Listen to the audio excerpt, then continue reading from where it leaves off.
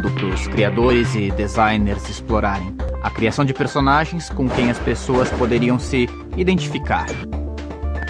O jogo representou uma grande mudança. Enquanto a maioria dos primeiros jogos era baseada em invasores, ação e tiroteios, o Pac-Man fazia uma coisa completamente diferente. Ele só queria comer. É o melhor exemplo de como alguma coisa pode começar pequena com o jogo e depois crescer de uma maneira que ninguém consegue controlar. Manufacturers that hardly make the games fast enough. Every bar and restaurant and coffee shop in America seem to want one.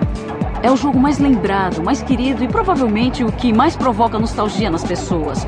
Eu acho difícil encontrar alguém na faixa dos 30 ou até dos 40 anos que não tenha passado pela experiência de jogar Pac-Man. Everybody playing. Men, women, children, families. It seemed like Pac-Man had taken over our lives.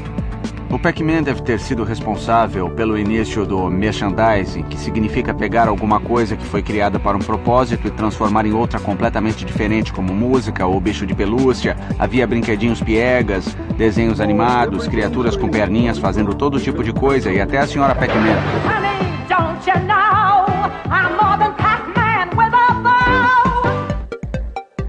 O Pac-Man foi adorado e bem aceito durante muitos anos. E as vendas nunca caíram. Já se passaram mais de 25 anos e o Pac-Man continua aí. Está durando um tempo incrivelmente longo.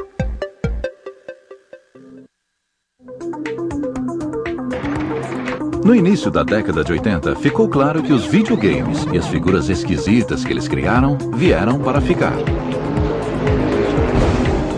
Eu acho que os videogames são uma forma de arte expressiva e representativa. Acho que eles representam as nossas crenças, atitudes e uma série de questões com as quais lutamos em determinados momentos da vida. Acredito que eles podem ser doutrinas sociais ricas. O desafio é como interpretá-los, porque ao contrário de um filme onde o diretor expressa um ponto de vista particular, o videogame está sujeito a mudar de acordo com a escolha do jogador. Um novo mundo estava surgindo, e não afetava apenas os jogadores de videogame. Também afetava seus criadores.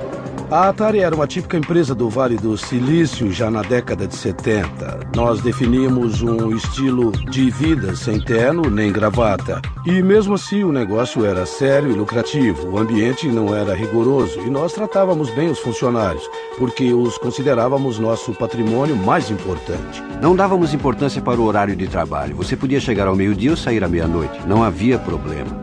Era uma verdadeira meritocracia. You want to be successful. The single most important thing that you have to be is a doer.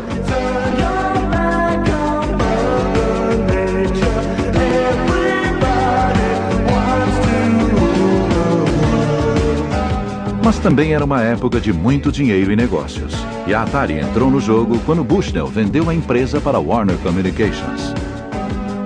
A decisão de vender foi resultado do cansaço acima de tudo. No começo parecia lua de mel, mas com o andar da carruagem eles começaram a estranhar o nosso estilo maluco de gerência, as nossas festas e a forma como nos divertíamos trabalhando. Mesmo com a nova gerência, o grupo de especialistas da Atari continuou a desenvolver tecnologia e começou a trabalhar em seu primeiro console caseiro, o Atari VCS. Quando desenvolvemos o Pong, criamos um chip integrado, um chip que só servia para jogar Pong. Para desenvolver outro jogo, tínhamos que desenvolver um chip inteiramente novo. Cada vez que desenvolvíamos um chip, eram necessários 9 meses de trabalho de engenharia. Então pedimos para o nosso grupo de pesquisadores de Grass Valley criar em 3 meses o protótipo daquilo que se tornou o VCS. O VCS foi rebatizado de Atari 2600. Depois de negociar os direitos do Space Invaders com a Taito em 1980, o brinquedo foi o presente de Natal mais cobiçado pelas crianças. O Atari levou o fliperama para dentro de casa. Ganhei um no Natal. Joguei durante tanto tempo que a namorada do meu pai veio me dizer que já haviam se passado 2 dias e que eu precisava tomar banho. A Atari faturou $100 milhões com cada um de seus cartuchos. Mas o novo ambiente corporativo da empresa estava destruindo aos poucos os alicerces artísticos que lhe davam sustentação. É interessante o fato de ter surgido uma certa raiva entre a gerência da Atari, principalmente depois que ela foi comprada pela Warner, e os programadores.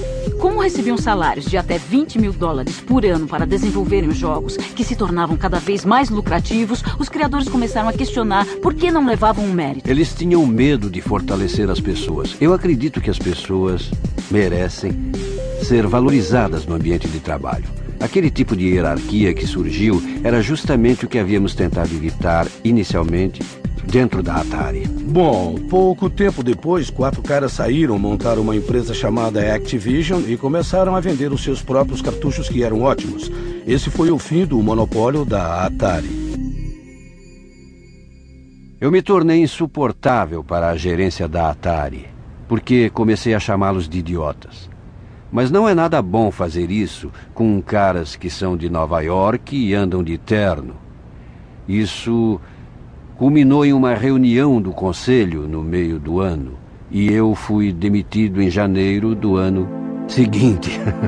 Certainly Bushnell's life is better because of it, at least financially, but he is locked out of the business he started. A Atari ainda acreditava que ser o maior peixe do mar capitalista era uma garantia de rendimentos. Assim como o crescimento econômico da década de 80, eles pensavam que duraria para sempre. O sucesso da Atari veio muito fácil para as pessoas que estavam no comando.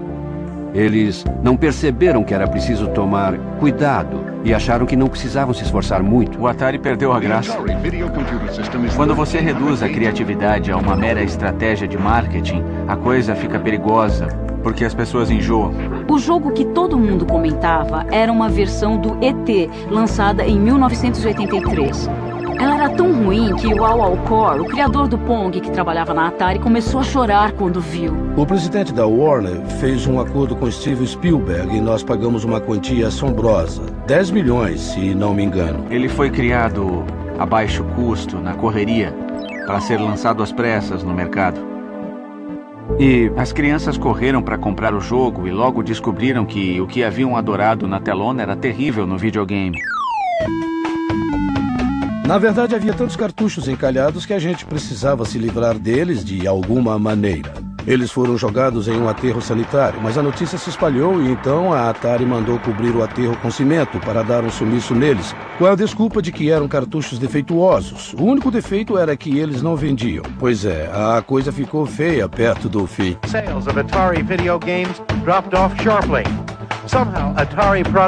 Em 1983 foi o ano do grande desastre. No final da década de 70, quando você conversava com as pessoas que fabricavam games, elas diziam que nesse ramo era só tirar um jogo novo para cima e esperar o dinheiro cair de volta. Então o que aconteceu foi que todo mundo tentou entrar no mercado.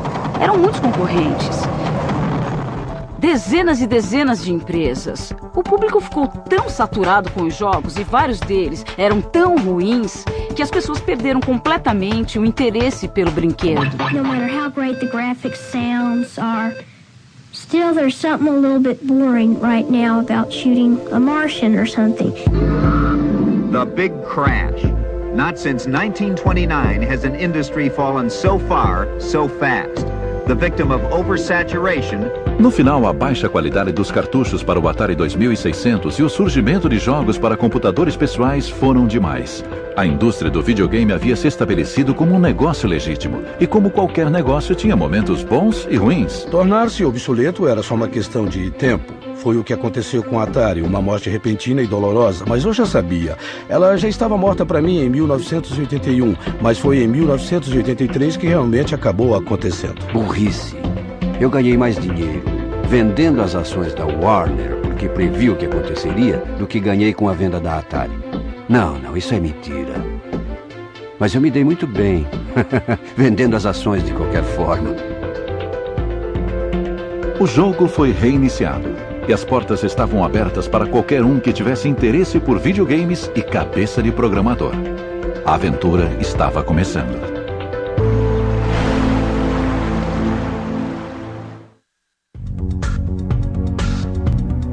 Em 1983, os norte-americanos resolveram tirar seus videogames da tomada.